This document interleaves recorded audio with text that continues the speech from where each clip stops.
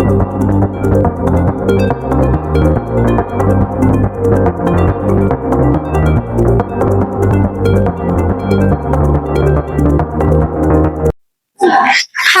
Assalamualaikum dan salam sejahtera. Saya Jasmine Zulaika dan saya Nora Medina. Kami wartawan cilik dari studio TV Merdeka. Hari ini sekolah kami mengadakan program Galakan Membaca Bersama Anak Muslim.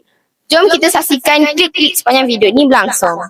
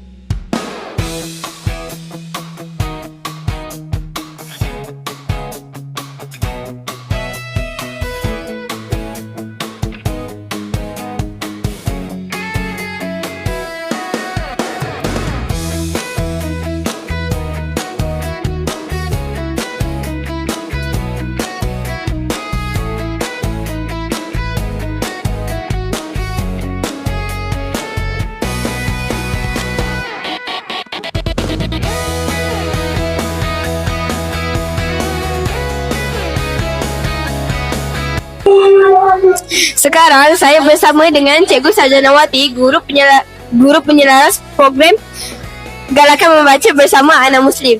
Assalamualaikum Cikgu. Waalaikumsalam. Apakah nilai atau matlamat yang ingin diterapkan kepada murid-murid melalui program ini? Terima kasih saya ucapkan kepada jawatankuasa wartawan cilik TVPSS Pustaka Merdeka. Melalui program kempen Galakan Membaca, kita nak matlamat utama kita mengadakan kempen ini adalah untuk menggalakkan murid-murid untuk mempelbagaikan bahan bacaan di samping menambahkan lagi pengisian dalam Ain Senilam. Okey, dan melalui apa yang dibentangkan di dalam kempen ini tadi, kita nampak bagaimana cara sebenarnya untuk murid-murid lebih minat untuk membaca.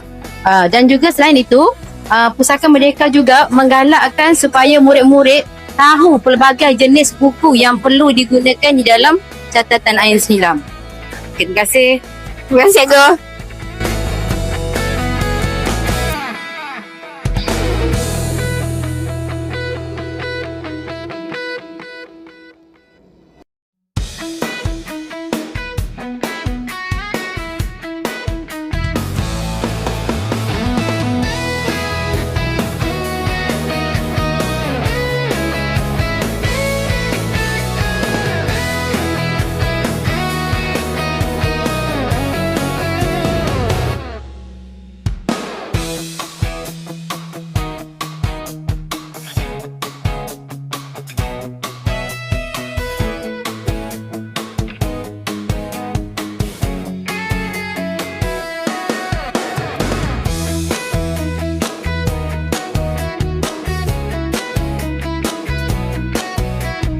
Sekarang saya bersama dengan wakil murid tahun 6. Assalamualaikum Adia. Waalaikumsalam. Assalamualaikum Aina.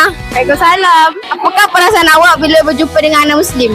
Perasaan saya sangat gembira dan happy apabila berjumpa dengan anak Muslim yang sangat comel. Perasaan saya pula berasa sangat happy berjumpa dengan anak Muslim yang comel. Terima kasih korang. Bersama. Sama-sama.